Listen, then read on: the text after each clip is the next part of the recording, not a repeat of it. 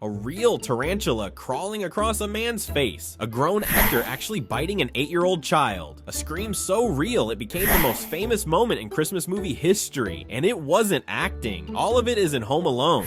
Here's the truth, no one tells you. This movie was never supposed to exist. 3 weeks before filming, the studio walked away. Budgets collapsed. Adults made choices that put a child in real danger. And somehow, all that chaos created a ritual we still watch every Christmas. If you think you know Home Alone, think again. Let's rewind because these are 20 facts you didn't know about this iconic holiday classic. Number 1. The movie that was born from fear. John Hughes wasn't thinking about making a Christmas movie. He was thinking about forgetting his child, packing for a family vacation when a horrifying thought hit him. What if I forget one of my kids at home? Not a funny idea. Not a script. Not a thought to chuckle at. A parental nightmare. The kind of fear that keeps you awake, imagining doors slamming, alarms ringing, and a little body left behind. And Hughes did something no parent ever does. He turned it into a movie. A story about a child left alone, forced to fend for himself while adults flounder, panic, and try to correct their mistakes. That idea, a mixture of terror, guilt, and absurdity, would become the foundation for the most rewatchable Christmas film of all time. But Hughes didn't just want a clever script, he wanted a child who could survive it. A kid clever enough to fight back, yet innocent enough that you'd still root for him. That's where Kevin McAllister comes in, and that's where Hollywood almost failed. Before it even started. Number 2. Kevin McAllister was invented, not cast. Macaulay Culkin wasn't discovered. He wasn't picked out of hundreds of auditions. John Hughes had already seen him in Uncle Buck and decided, this kid or no movie, no backup plan, no safety net. Hughes rewrote Kevin's character entirely around Culkin's timing, cleverness, and innocence. Every line, reaction, and comedic pause tailored for him. Over 200 children still auditioned. None of them had a chance. That's what makes Kevin McAllister so compelling. He isn't just a character. He's a carefully constructed embodiment of child resilience, wit, and fear. All at the same time. But even with the perfect actor, the movie still almost didn't happen. Number 3. The studio that nearly erased Home Alone. 3 weeks before filming, sets built, crew hired, Culkin ready, Warner Brothers walks away. Dead. Done. The movie you've watched every Christmas was 48 hours away from never existing. Then 20th Century Fox swooped in. No negotiations, no hesitation. They took the project and within 2 days, cameras were rolling. 3 months later, they had a movie. By Christmas, they had a cultural phenomenon. A studio's doubt became another studio's legacy, and once filming began, the line between acting and reality started to blur. That's when some of the most shocking moments happened. Moments you think are comedy, but were real fear. Number 4. The spider was real. Remember the tarantula on Marv's face? Real spider, real terror. Daniel Stern had to stay completely still, breathe carefully, and trust handlers to keep it from biting. The scream you hear, recorded separately, but the fear in his eyes, pure raw panic. It's incredible because the studio allowed it. They knew this terror would become iconic, and it did, but the spider wasn't the only moment where pain wasn't pretend. Number 5. Joe Pesci actually bit Macaulay Culkin. During the finger-biting scene, Joe Pesci didn't fake it. Pesci was known for method acting, and the filmmakers allowed controlled physicality to keep things grounded. He bit down on Culkin's finger. Not enough to seriously harm him, but enough to elicit a genuine scream of pain. We laugh every Christmas, but it's a moment that came from real danger. Carefully controlled, but terrifying for an 8-year-old. But not every famous moment came from pain. Some came from pure, unscripted chaos. Number 6. The scream that became iconic. The poster image of Kevin screaming, hands on his face. Pure accident. Aftershave applied too soon. Cold alcohol on delicate skin. That scream, immediate pain. Real, immediate, ice-cold pain. Culkin's reaction wasn't acting. The camera rolled. That scream became the defining image of Home Alone, unforgettable decades later. But that wasn't even the most accidental magic on set. That honor goes to Catherine O'Hara and a moment of pure panic. Number 7. A mother's panic captured on film. Catherine O'Hara forgot her line during the airplane scene. Instead of stopping, she panicked like a real mother, fearing she's abandoned her child, and screamed, "Kevin." No script, no acting, just human instinct. They kept it because truth is stronger than a script. It became one of the most iconic lines in the entire franchise. And not every famous moment involved real people. Number 8. Buzz's girlfriend is a Hollywood illusion. Remember when Buzz shows Kevin a photo of his girlfriend, and Kevin says, "Buzz, your girlfriend? Woof."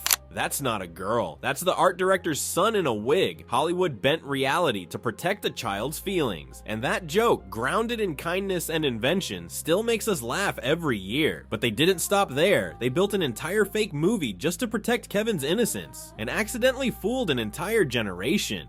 Number 9. The fake gangster movie. Keep the change, you filthy animal. That gangster film Kevin watches, Angels with Filthy Souls, doesn't exist. The entire movie was created just for Home Alone, filmed in one day, fake actors, fake dialogue, fake nostalgia. Yet it feels real because it taps into a child's imagination and memory. John Hughes created a false memory shared by millions, one that's still vivid decades later. That's not filmmaking, that's psychological magic, and even casting came with surprises. Number 10. Chris Farley almost played Santa. Imagine Chris Farley in a Santa suit talking to 8-year-old Kevin McAllister. It almost happened. Chris Farley auditioned for Santa Claus. Pure chaos. Too much energy for the calm, clever tone Columbus wanted. The filmmakers wanted contrast, not competition with Kevin. Kevin needed balance, a gentle reprieve amid the chaos, so they passed. They gave the role to someone forgettable, calm, and who wouldn't steal the scene. Farley's Santa would have completely changed the film. Proof that casting choices define a film's soul. But before any of this could happen, before Farley, before the spider, before Macaulay's scream, someone had to write it all down, and he did it in 9 days. Number 11. The movie was written in 9 days. Hughes wrote Home Alone in 9 days. Complete first draft, beginning to end. No filler, no fat. Tight 3-act. That's not talent, that's possession. You don't write that fast. You don't write that clean. Not unless the story is using you as a vessel. Structure. Pure story. It's rare. It's almost impossible. Its urgency is captured on the page, and that energy translates to every scene. A parent's fear weaponized into art. But the movie almost ended up in completely different hands. And if it had, you wouldn't be watching it today. Number 12. The director swap that changed Christmas. Chris Columbus was supposed to direct Christmas Vacation, but then he met Chevy Chase. Difficult, controlling, exhausting. So Columbus walked away, middle of pre-production, just out. Hughes offered him Home Alone. Columbus said yes immediately. One conversation changed Christmas movie history forever. Chevy Chase's ego accidentally created Home Alone. Columbus's choices made the film feel real, grounded, and emotionally relatable. Number 13. Why the movie feels so real. Chris Columbus could have filmed Home Alone on a soundstage. Controlled environment, perfect lighting, no weather problems. He refused. Every major scene was filmed in Chicago. The house in Winnetka, real family lived there. That church where Kevin hears the choir, Grace Episcopal Church, real congregation. That high school, New Trier Township, real kids walked those halls the next Monday. He wanted real snow, real streets, real houses, real Chicago. Kevin's world feels lived in because it is lived in. Because Columbus understood something most directors don't. You can feel the difference. That's why it's been 35 years and you still feel like you could walk into that house. And that house paid the price. Number 14. Macaulay Culkin destroyed the backyard. The tree chopping scene? Not fake. Culkin really did it. No special effects, no prop tree. They gave an 8-year-old an axe and said, "Go ahead, chop."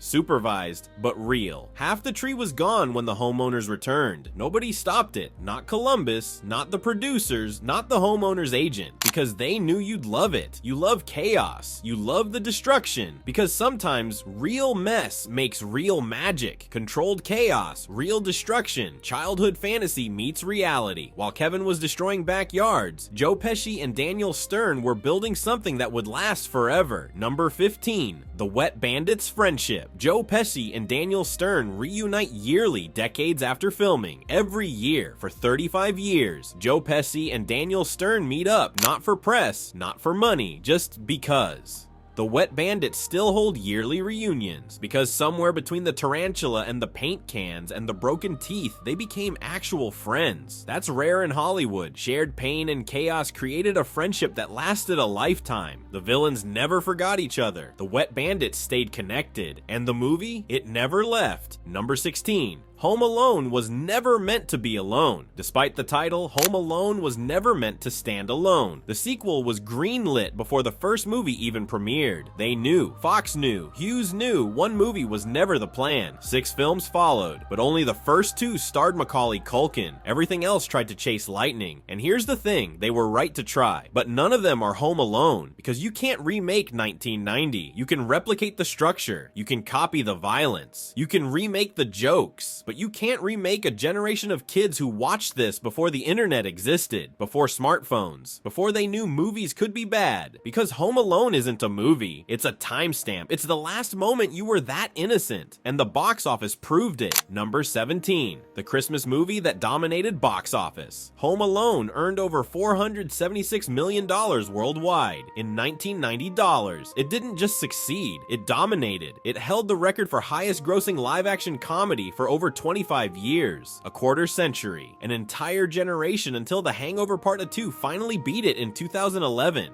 Barely, all with word-of-mouth repeat viewings and family traditions, no social media, no memes. People didn't see Home Alone once, they saw it 5 times, 10 times. They brought their whole family, because it wasn't a movie, it was an event. That's not luck, that's cultural impact. And that impact turned into something even bigger, a new word in our language. Number 18, when a movie becomes a verb. You know you've transcended entertainment when you become a verb. People started saying they'd been home alone. Everyone knows what that means. Left behind, forgotten, abandoned by the people who were supposed to remember you. That's not a movie reference. That's a shared language. Google it. Twitter, TikTok, people still say it 35 years later. Because John Hughes didn't just make a movie, he named a fear. And once something has a name, it becomes real. It becomes speakable. It becomes part of how we understand the world. That's not popularity. That's takeover. That's cultural immortality. And it spread worldwide, though not always under the same name. Number 19, 100 different names around the world. Depending on where you lived, Home Alone might not have even been called Home Alone. France, Maman, j'ai raté l'avion. Mom, I missed the plane. Spain, Solo en casa. Alone at Home, Japan, Home Alone, Lost in the House. Different words, same feeling, same movie. Why? Because each country looked at Home Alone and saw something different. France saw a kid's mistake, Spain saw isolation, Japan saw confusion. But they all watched the same trauma, and they all came back every Christmas. Because it turns out, no matter what you call it, no matter what language you speak, the fear of being forgotten is universal. That's the movie's secret. It's not about the traps. It's not about the comedy. It's not even about Christmas. It's about the nightmare that your family will leave without you. And every kid on earth understands that. Which is why one house became the most famous address in Christmas movie history. Number 20, the most famous house in Christmas movie history. 671 Lincoln Avenue, Winnetka, Illinois. The McAllister house is now legendary. Thousands of people make the pilgrimage every year. Fans visit, leave letters, leave ornaments, leave cookies. Some people just stand there and stare. Because it's not just a house, it's a portal